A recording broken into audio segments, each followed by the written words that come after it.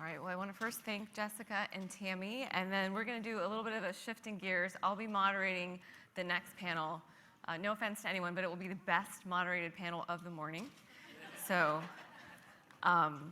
first of all, everyone on our panel has to wear yellow. The gentleman did not get the memo, but I'm glad Dr. Gabreyes did, right? Dr. Wando.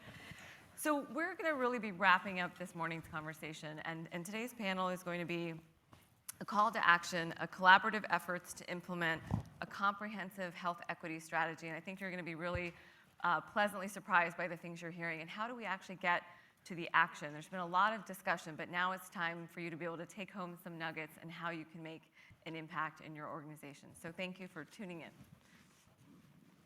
So I'm first going to have our panel go ahead and introduce themselves and answer the first question for us, which is why is health equity a priority for your organization? So maybe Dr. Wando, we'll start with you on the end and go towards the yellow. Sure. Towards the yellow. Good morning, everyone. My name is Dr. Wando Anyoku, and I serve as the Chief Health Equity Officer for Providence Health Systems in the West Coast, North Division. I'm a pediatrician by training and have been in this role for a couple of years. I think prior to a year and a half ago, I don't think anybody had ever heard of a Chief Health Equity Officer. But in the wake of the pandemic, that the need for this role came squarely to roost in healthcare, and we understood the need for that lens on the work that we do. So that's what I've been doing, and I'm excited to have this conversation today. Thank you. I'm Rob Andrews. I'm the CEO of the Health Transformation Alliance. We're an alliance of nearly 60 major U.S. employers, J.P. Morgan Chase, Boeing, Intel, Marriott, Coca-Cola, many others. And health equity is an issue for us because our members see it as a P&L issue, not an ESG issue. That if you properly understand, as morally abhorrent as the disparity footprint is throughout American culture, moral abhorrence doesn't move the needle in American society. What moves the needle is the economic impact that it has on payers. So although we share the sense of moral outrage for a lot of what we see, we're committed to trying to do something about it through the prism of the financial costs of disparities. And we want to talk about how we're doing that today. Terrific, thank you. Dr. Gabreyes? Great. You're looking fantastic. Great choice of color. I love your style. So good morning, everyone. Kaleni Gabreyes, and I often describe myself as an idealist with a broken heart, which is to say I started out in public health, Robert, to your point, with a moral imperative and an outrage against all the disparities, not just in the US, but globally as well. Practiced emergency medicine because that's where the place, where if you don't have money or you don't have insurance, you can always get care. But kept seeing how the healthcare system was actually so fundamentally flawed. And so moved to the business side because I realized that money moves the needle. And so now I have the great privilege of serving as the Chief Health Equity Officer for Deloitte. And I also lead our life sciences and healthcare practice. And so Gita, when you say why is health equity important to us, it definitely is the moral piece because it's our people, and quite frankly, it's us and our families who are impacted by disparities. But it's also part of our business, and we are the largest healthcare professional services firm in the world. And so how we advise others to behave and the choices they make and the frames we create actually have exponential impact. And so we want to make sure that we're showing up the right way and undoing a lot of the institutional systemic biases that exist in our current world. Sanjay Desai. I'm purposely seated here so none of you are blinded by the yellow and we can have a little bit of separation. My career was largely at Johns Hopkins, where I was professor of medicine and worked mostly in medical education. I was the program director for internal medicine there for the last 12 years, and then recently shifted over to the American Medical Association, where I'm privileged to be the chief academic officer. And the AMA is it's the largest physician membership organization in the country, and the goal of the AMA is to improve the health of the nation. So again, when you ask why health equity, these are inseparable causes, and it's impossible to address or try to improve the health of the nation without addressing and focusing on health equity. And again, as an organization that represents physicians, we feel a responsibility to be active and hopefully serve as a leader in this space. Thank you all. So, Rob, I'm going to first start with you with something you said.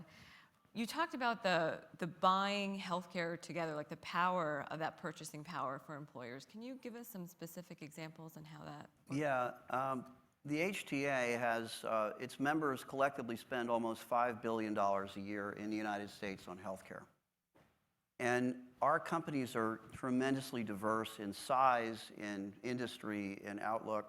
But one common perception is that they don't want a better price on a bad procedure. You know, we're not interested in a discount on a mediocre mammogram for our sister or our mom or our wife.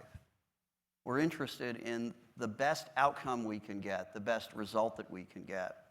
And so that's led us in the area of health equity to look at least 3 areas that stand out very sadly. The first is behavioral health, depression, bipolar, suicide attempts, which are rampant throughout American culture, extremely affected by this disparity problem. So with our partner in behavioral health, which is Lyra Health, we focus on addressing that concern. And one of the ways that we have is that Lyra Health, at least a third, it's probably a little more, of its providers are people of color. Now, that doesn't mean that only a provider who shares a cultural background with a patient can solve that patient's problem. Doesn't mean that at all. But if the patient looks at the list of providers and sees no one who looks like them or has lived the life that they've lived, I think it corrodes the trust that's necessary to get a great result. That's one thing that we've done. Second is in pharmaceuticals, where we have a purchasing agreement with a couple of major PBMs. We've made one of the criteria of winning our business paying attention to solving this problem. So CVS is one of our major partners, and CVS, to its credit, has done a sort of reverse redlining in healthcare. They go and stay in rural and urban neighborhoods where there is typically not a whole lot of access to healthcare. We applaud that. We have a relationship with ESI, and through their work with Cigna and primary care, they've done a similar sort of thing. So we've really said, as a condition to winning some of that $5 billion worth of business, you need to pay attention to this problem. And third, we've been able to compile significant data among our members, over 4 million lives worth of claims data going backwards almost 5 years. It tells us a lot about what's going on, and here's a story that will shock none of my fellow panelists. Women of color and babies of color have appreciably worse outcomes at birth than others. There's a news flash. I mean, I wish that was new to someone in this room. But rather than just bemoan that fact, what we've done is to reach out to Meharry Medical College, a deeply rooted school in Tennessee with a tradition of solving problems like this, and said to them, here, conduct a webinar and try to educate our members about how they can solve that problem, what they should be asking their providers to make it happen. So as we talked about prior to today, we're very much about practical steps to move that needle. It is the nuts and bolts that we think will overcome the disparity problem, not just endless talk about it. And every day we try to do our best. I love the specific examples. The ROI is very clear. Thank you. Dr. Wanda, we're going to come to you next. So you were the first Chief Health Equity Officer for Providence. Came about namely because of the pandemic. How are you guys focused on addressing health disparities and promoting health equity? So Providence Health System is the second largest Catholic health system in the country, second, I think, only to Ascension, and it spans 7 states on the West Coast. So we have a pretty large footprint. We also have that Catholic commitment to, serving the poor and vulnerable. So when the pandemic hit and data started to show us that, you weren't doing so good, that's challenging on a good day to tell healthcare providers, because we go into it to be helping, not to hurt. And it's extra challenging to tell people who've signed on to, to really serve the poor and vulnerable. But the data was unrefutable. And we've had 100 years of data that tells us there's disparities. Different populations experience health differently. But this time, we couldn't say it's those people. We'll just let them sort it out over there because the pandemic made it clear that all of our lives depended on one another. And this was a situation that everyone had to get hands into. Health is not equitable because society is not equitable, because there are lots of things that happen. But what the advantage of that is that we all have agency, and wherever we find ourselves, there's something that we can do. And so what we did as a health system was say, we have all this data. Let's use data, quantitative and qualitative, to understand, A, who we're serving, right? Because if you're in Seattle and you're looking for people that look like me, we're about 6%, which is less than the rest of the country, where we're not that many. But it becomes harder and harder if you just report data as aggregate. So first being focused on disaggregating data and looking at first who's your population and then how are they experiencing your health. And we had a presentation from Leapfrog where we have multiple dashboards and metrics that we have to report for regulatory and other reasons. And just look at it and see what does it look like for each different group. One of the things we found early on was that because the populations are small, especially, for example, the indigenous populations, they ended up being so small that they ended up being rounded up. And so we had to be intentional about actually calling out each population to see exactly what those disparities look like for each one. And those disparities show up in access, they show up in experience, and they show up in outcomes. And all of those things were areas that we had to start to pay attention to. So we started to say, okay, where are the levers that we can pull? What are the subject matter experts in the different clinical service lines? Hey, here's your data. This is not me saying that you're a bad person because, that's the first response. Like, what do you mean? I don't do that. I treat everyone the same. I'm like, I know, but how's that working for you or for them? So really having honest conversation, data-driven policy, looking at best practices, this is not new. The focus is new, newer. And so really trying to guide our teams to say, what can you do? I'll tell you that one big thing that we found that made a difference was building out what I call the middle level. The connection between the intention of the healthcare team and the ability of the patient to access it or use it. So that's where you have the community health workers, the navigators, the doulas, those people who translate what we're trying to do to the communities that we're trying to serve. How do you partner with community-based organizations who have a focus and a mission that's aligned with what we're trying to do? So really starting to build out strategies that address all those different levers is what we've been working on the last few years. Terrific. I like that, using the data to help us with the subjective pieces, right? Using the objective with the subjective. So I want to shift gears and talk a little bit about medical education. I know Dr. Ghebreyesus, Dr. Desai, you actually went to medical school together. Yeah. We did, 20 plus years. I continue to learn from her every day. So there's some stories I'll share with you after the panel.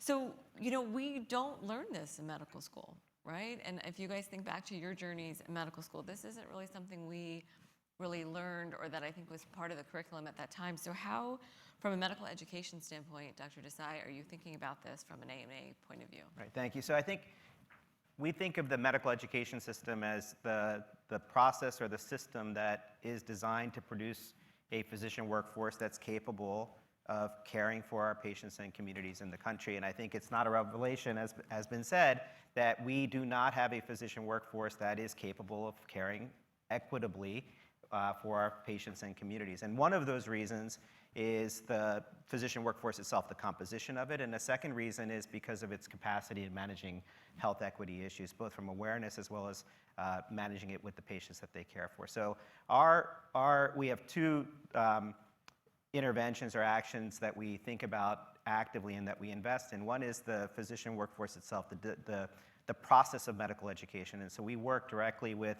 about 70% of medical schools right now directly, and the entire consortium of medical schools together as a whole, to think about how do we recruit, how do we develop, and then how do we promote physicians in an equitable manner. And we recognize that the processes, so if anyone in the audience that's gone through medical school, you recognize that access to school is not equitable, The assessments that we use through medical school are not equitable. The promotion to residency and then through your lifelong journey of a practicing physician are not equitable. And those are processes that need innovation and need replication and dissemination. And so we work directly with them on researching those things. And the second thing is that you can't, I think, look at the medical education in isolation. It lives within the ecosystem of how we deliver healthcare. And we also recognize that no one can do this alone. I think that's why we have such a diverse panel here as well on the stage. And so we work with partners. So we have a program we just launched with the IHI called the Rise to Healthcare. And so this coalition is designed to work not just with educators and health systems, but also with individual practitioners, with payers, with professional societies, and with pharmaceutical industry, recognizing again that it takes the entire ecosystem to invest in creating those structures that have a longer arc to them, because again, I think we can't reach equitable delivery of health without these processes and these systems changing at a ground level. Particularly when we have a physician workforce shortage, it's even more important. So Dr. Gabreas, the next question is for you. You know, I don't think any of us or anyone in the room is questioning the moral imperative around health equity. But the real question is, what is the value proposition, right? How do you actually sell this internally, and what is the real ROI, if you will, when we talk about the business behind health equity? Yeah, no, thanks, Geeta. And I'll start by saying, you know, I wore yellow because it's a rainy day. So I believe in bringing a little sunshine everywhere you go. And the sunshine I'll bring to this conversation is Sanjay and I were in medical school together. It's actually the first class that had more women than men. Do you remember that? There was a big celebration. So as we're talking about kind of the numbers and where there are gaps, I think there are lots of things we can also celebrate. But back to your question, I think, you know, when I think back to my medical school career, I practiced medicine for about 10 years, and my transition to the business world started when the IOM report came out in 1999, right? And it said that doctors kill 100,000 people through medical errors, and I was sure that that data was wrong. And spoiler alert is it was wrong, because we actually harm a lot more people than that, right? And that was kind of a wake-up call to me to dig into why is that happening. Now, from there to 20 years later, what the data tells us is in the US, lifespan, which is our life expectancy, and health span, which is the number of quality life years that we have actually reduced. And they're the lowest within kind of the economically developed countries. So what that says is we're actually paying more and getting less. Robert, this is going to your point. So we did a study to say, okay, well, how much is that waste? Now, there's a lot of data out there that tells you in healthcare, out of our $4 trillion, 25 to 40% is waste. We said, well, how much of it is due to health inequities and health disparities? 320 billion, with a projection that if it continues to propagate in this way, it's going to be $1 trillion. So that feels like a huge number, but who does it belong to? It belongs to the families who are experiencing real strife because family members are sick, experiencing death because their mothers and daughters are dying. But it also means that that's the reason why they go into bankruptcy. So 2/3 of bankruptcy is related to medical expense. From an employer's perspective, this is a difference between paying $1,000 or $10,000 for a single employee versus paying twice to 10 times as much. And I think, Robert, you said it, when you add diabetes plus depression, the cost actually goes exponentially higher than just diabetes and congestive heart failure, et cetera. So we strongly believe in the notion that purpose and profit have to be aligned. We do the math for health plans to say your per member per month cost can be reduced if you address health inequities. We work with providers, and sometimes providers push back because they get uncomfortable, because we say you can actually grow your business if you did more cancer screening in those neighborhoods that don't have access to cancer screening, right? And what we're working very hard to do, Geeta, is really say, let's stop shying away from connecting the financial and business impact with the human impact. Let's not ignore either one. Let's elevate both, so that whether we're working with a banking company, an insurance company, a healthcare delivery provider, we get down to the level of saying what is the cost and what is the financial impact and how many lives are being impacted by this, because we strongly believe that we can actually save money and save lives at the same time. I love that. And to Doctor's point about who the we is in that sentence, that when that type 2 diabetic develops clinical depression. If he works for Marriott or JP Morgan or American Express, obviously that company has direct cost. But even if he doesn't, they have indirect cost. There's only 3 kinds of patients in the US healthcare system. There are patients who are paid through a public program, Medicare, Medicaid, other public entities. There are people who can't pay their bill at all. And there's everyone else, the commercial payers. Employers put up most of the money that commercial payers pay, whether it's self-insured, where it's all the money, or except for that paid by the employee, or whether it's fully insured, where the employers are heavily subsidizing the premium. Employers pay for someone else's case as well. So this is where we think the ROI really comes in. And look, we've had a long-term crisis of asthma, particularly for minority children in this country. There's nothing new about that fact, is there? Not at all. What we've done about it is almost nothing that's made much of an impact. And I don't in any way mean to discredit or degrade physicians and researchers and lots of people trying to do something about it, but the fact of the matter is the problem's not getting better, as far as I could tell.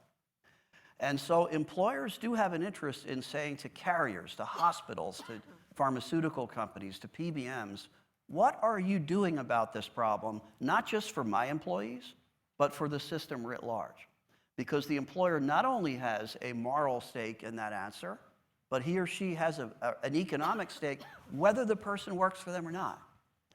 And so every time another 4-year-old doesn't get primary care in Detroit or Milwaukee or Philadelphia or Los Angeles and becomes asthmatic, it costs the employer community a lot of money.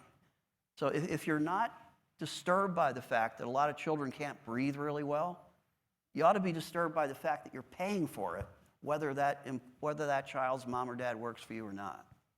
I would like to add to the conversation about the business imperative in addition to the moral imperative, because from provider system perspective, a lot of provider systems are hurting right now, right? So every day we read reports of who's lost how many more billion. After a while, it starts to sound like real money. And so when everybody's in the red, then initiatives or efforts in this space start to feel like, or start being referred to as a nice to have, right? It's like, well, you know what, we have to get more OR, get more elective surgeries, length of stay, all those really sexy things that they can immediately see the bottom line impact.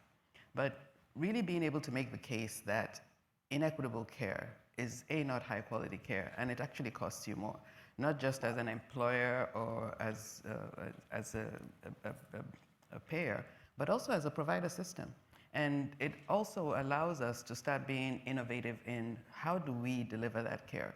What are the partnerships that we can foster to deliver equitable care at a lower cost? Because ultimately we have to keep the lights on and the doors open. But it allows us to start to be creative. But in order to do that, we must understand that this is not a nice to have. This is actually absolutely critical to all of our survival as a provider system, as a society. And I think that's the silver lining in this situation we find ourselves, is that it's forcing us to think anew about different ways to do the care. There's no question that one of the biggest costs on the balance sheet for an employer is healthcare. And so I love all the points that you all made. When you talked about creativity, Dr. Wando, talk to us, if all of you can kind of share your insights on any successful partnerships, any successful ways you've approached this from a creative standpoint. Dr. Ghebreyesus, I see you nodding your head amongst your yellow suit. Tell us what's on your mind. Yeah, I mean, there's one, I mean, there are lots of initiatives that we're doing, and I feel like there's so much collaboration between what our panelists are saying, but to merge what Sanjay and Robert have said, we have a partnership with Morehouse School of Medicine where we are actually retraining their physicians, and not just the physicians, but the frontline workers, because the disparities and the dehumanization and the criminalization that happens to Black and brown people when they go to the doctor starts at the front office, right? So imagine a postpartum woman walks in, she's white, and she says, I feel depressed, I can't get out of bed, I want to drown my baby. That woman gets help. She gets mental health counseling, she gets support, family gets mobilized. Imagine a Black woman walks in and says, I feel depressed, I can't get out of bed, I want to drown my baby. The police are called, she's criminalized, Child Protective Services, and the family's separated. right? And so we are doing training with schools that are HBCUs, the historically black colleges and universities, with Drew University, to train doctors, frontline workers, everybody who's going to be interacting with who walks in their door, to actually see the humanity in the person as opposed to the skin color and the label. So the other one, Gita, that I'm super excited about is we've just launched a partnership and collaboration with American Heart Association and the Society for Human Resources Management, which is focused on really drilling the fact that good health is good for business. And what we're focused on is impacting 10 million lives by 2025 and looking at everything and asking employers to actually look at what's your benefit design? What are you covering? What are you not covering? Who are you employing? Who are you not employing? Looking at their services and solutions. It's not an accident that colonoscopy services are only available in a certain neighborhood between what hours and not available in others, right? It's not an accident that fertility services for women require a high copay, but erectile dysfunction gets fully paid. Yeah, just sit on that for a second. It's okay to clap, ladies. It's okay. Right? It's not an accident that the largest employers who think about social determinants of health or drivers of health and kind of look in the community and go, oh, we're going to do philanthropy. Oh, by the way, you're not paying a living wage and you are the largest employer in this neighborhood. So how are you impacting your community? It's not an accident when you look at, we looked at our vendor spending, who do we give our money to?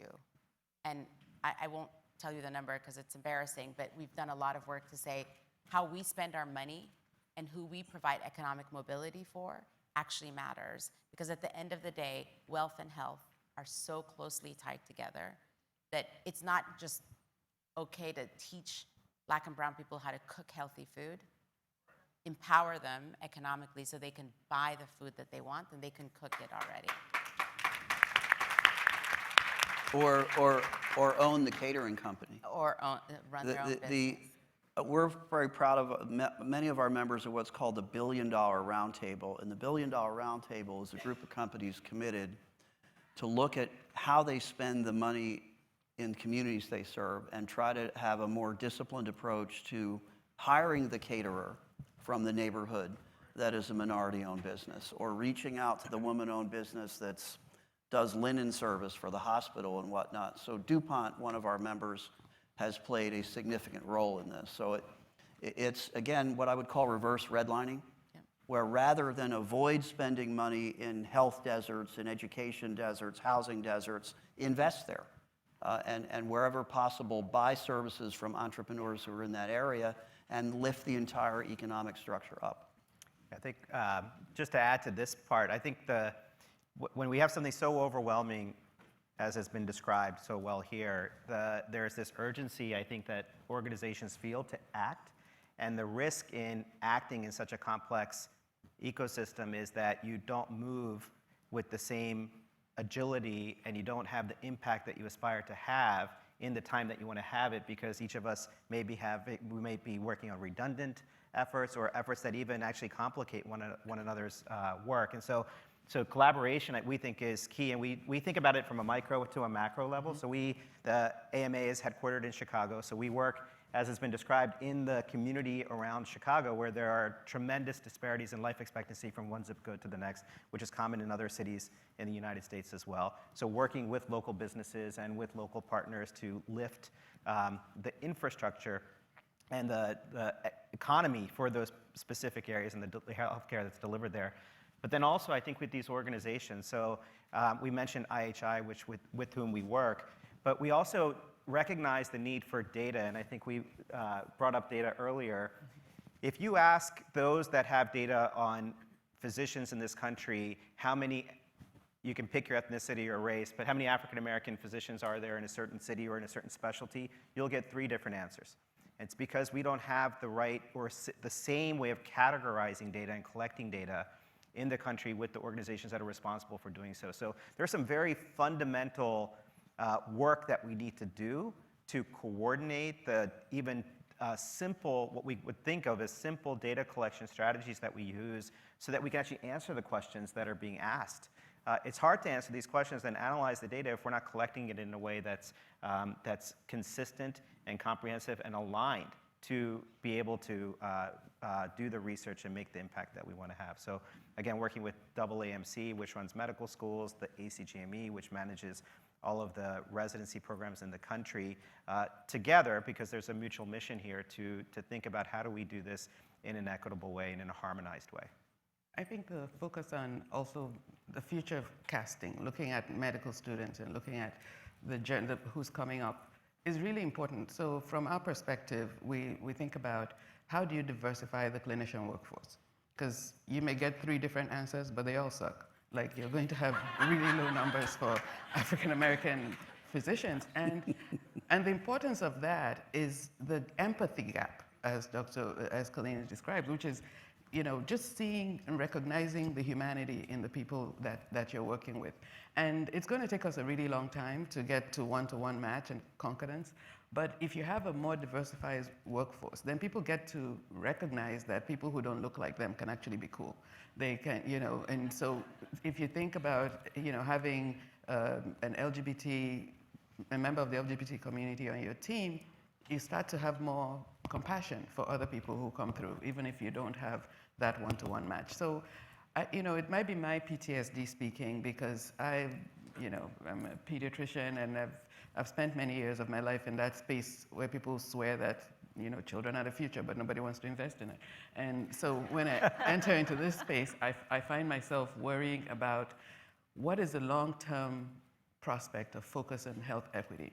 I feel an urgency to build structure around it so that the next shiny object doesn't take our attention away, so that it's built in. We have the next generation of physicians coming in, learning a different way.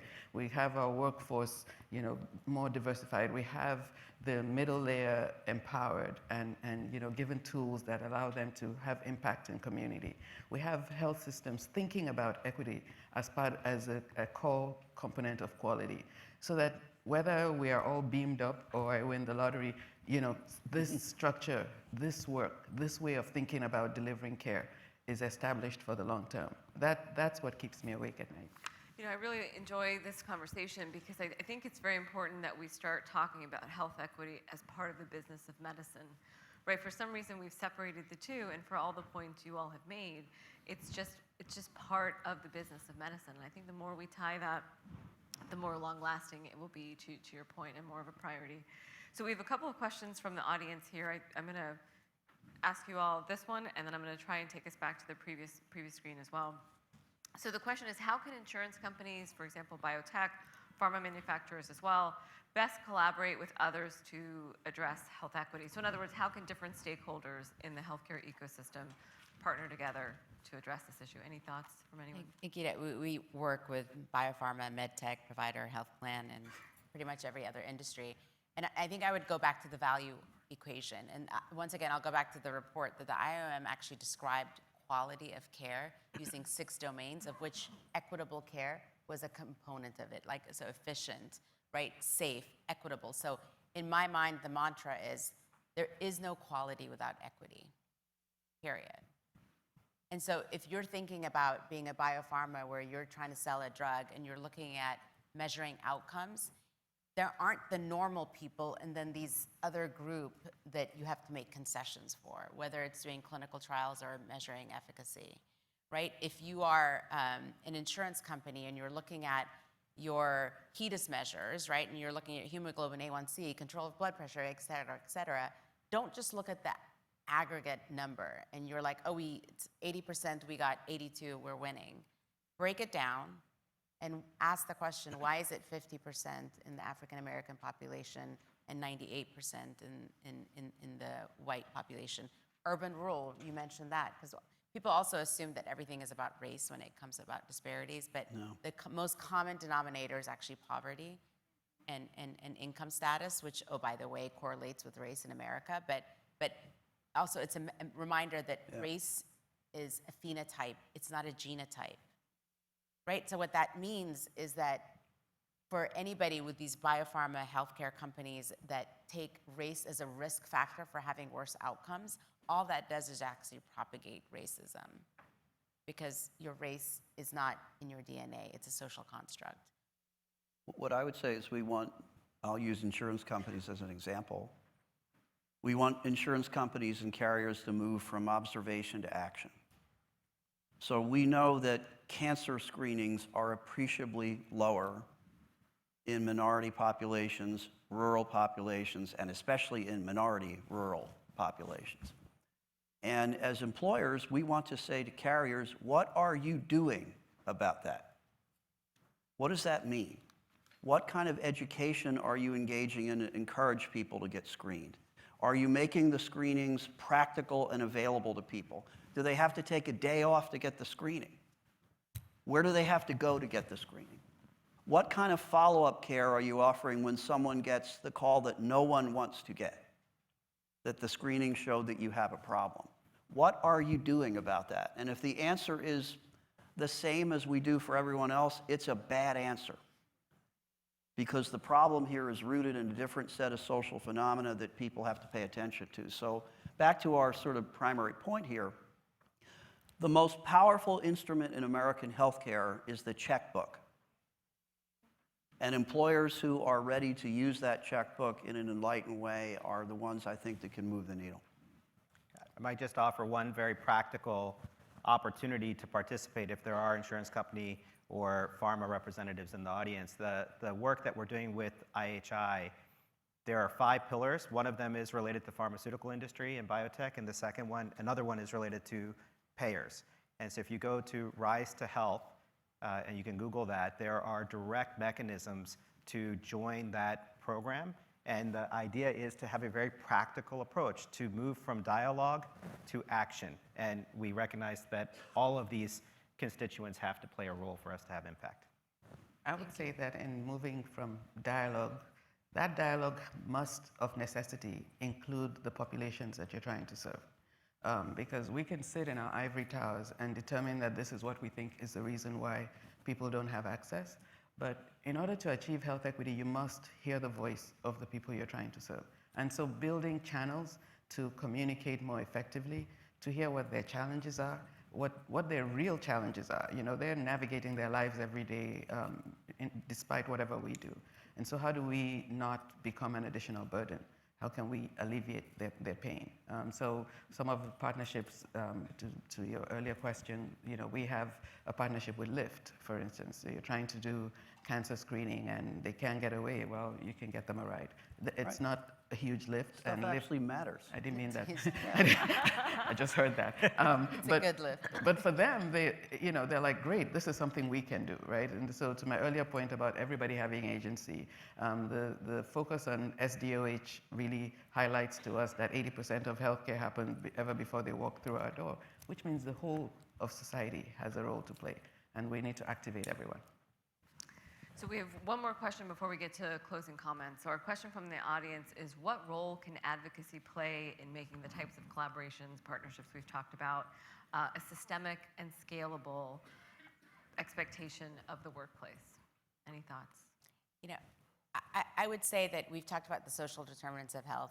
I really don't like that term, you know, because determinants implies that it's deterministic and it was preset. So we're very intentional about calling it the drivers of health. And what we call the drivers of health are those factors, social, economic, environmental, that impact your ability to be healthy.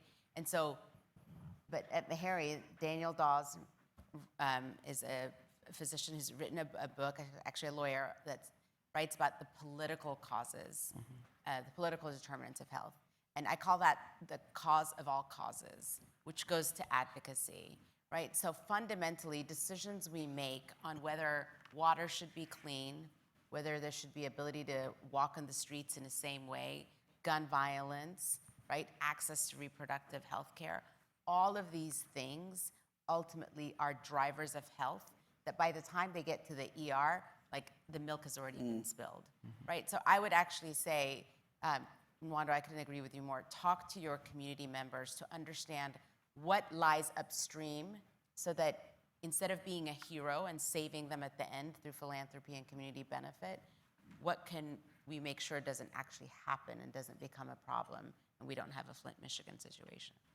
Yeah, I would say if it was ever unclear to anyone, the impact of policy on this country. We just have to look at Supreme Court decisions in the last year to recognize what a crisis it can create and what a role advocacy must play in helping us improve health equity. And so a large portion of the AMA's effort is related to advocacy, and that we played a role in many different ways at the state level, but then also at the national level. And so Dobbs was one decision, obviously, that we can already see the consequences related to Dobbs in terms of the access to reproductive health care in every state, not just the states where there have been bans on abortion or reproductive health, but throughout the country. In addition, there is an upcoming decision that we anticipate any day now related to affirmative action. And this will also have, if what we anticipate will happen, this will have another ripple effect on health equity because of the ability for us to create a diversified workforce. So advocacy for us is really central to helping shape health equity, and I believe that advocacy we often think of as this longer arc, but there are immediate results and actions related to advocacy that I think is less appreciated and I can say that just from myself because I was in academic medicine until about 1.5 years ago, and I have learned very quickly the imperative for us to all learn how to mobilize advocacy in a way that will help this country. And again, for me, I feel that this is an urgent need that's becoming more urgent by the day. Thank you. So lightning round. Dr. Wando, I'm going to come to you. So 1 minute each. And what is your one piece of advice for the members of our audience that they can do to fix this problem when they go home? Dr. Wando. I'm going to enter into this room the conversation about digital health, ChatGPT and its cousins. If we are not attentive to equity in this process that we're all living through at rapid fire speeds, it is absolutely going to make disparities worse because these machines are learning what society puts out, and we've established that society is not really equitable. And so it's really important for everybody in this audience who is having that conversation, who's anywhere near that conversation, to pay attention to having different populations represented. Thank you. Rob? If you are a buyer of healthcare, I think the most important thing you can do is to say, to earn our business, these are the health disparity issues you need to pay attention to, and you need to tell us how you're going to fix them. If you're a seller of healthcare, I think you need to be prepared to answer that question, and frankly, in an appropriate way, raise it if the buyer hasn't raised it, because the buyer probably should be a bit educated about how he or she is paying for the cost of disparities in a very real and meaningful way. This is not just about the checkbook, though. It's about who we are as a country. When we say that we believe that children is our future, the greatest love of all, do we mean it? Or are we going to continue to ignore these problems and let them fester and metastasize?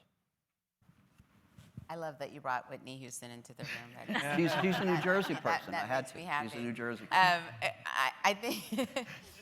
I think where I would go is activate your board, right? So Nwando, you mentioned things go in and out of vogue, and it's very easy for management to get caught up in kind of the day-to-day operational issues, meet the quarter, meet the period, right? Like whatever it is, and make short-term decisions where there should be a longer strategic view.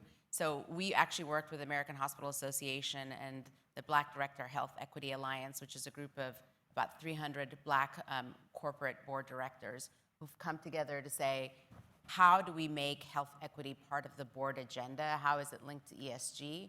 We have a full playbook reference guide. This is not an ad for something you have to pay. This is actually something that we've created to be freely accessible. So BDHEA, AHA, activating the board on health equity. It should be a standing agenda item. It should be part of quality. It should be part of ESG. It should be part of governance. And I think when you do that, you're actually putting it in the water in a way that's sustainable. I would say be genuine about learning about health equity. And what I mean by that is I think, as we've talked about, there's an urgency for boards and for executives and organizations to act. I learn every day how much more complex it is than I actually understood. So being highly informed and reading and learning and talking about health equity and the role your organization can play in having an impact, not just doing something for the sake of doing something, even though that might be sincere, but doing something that your organization can have a comparative advantage or impact in making a difference. And the second thing I would say is collaboration, because no one and no organization and no industry can do this alone. And so finding how you can make those unique strengths in partnership with others. Thank you, everyone. Best panel, best moderator. Give it up. That's moderator. Dr. Nair.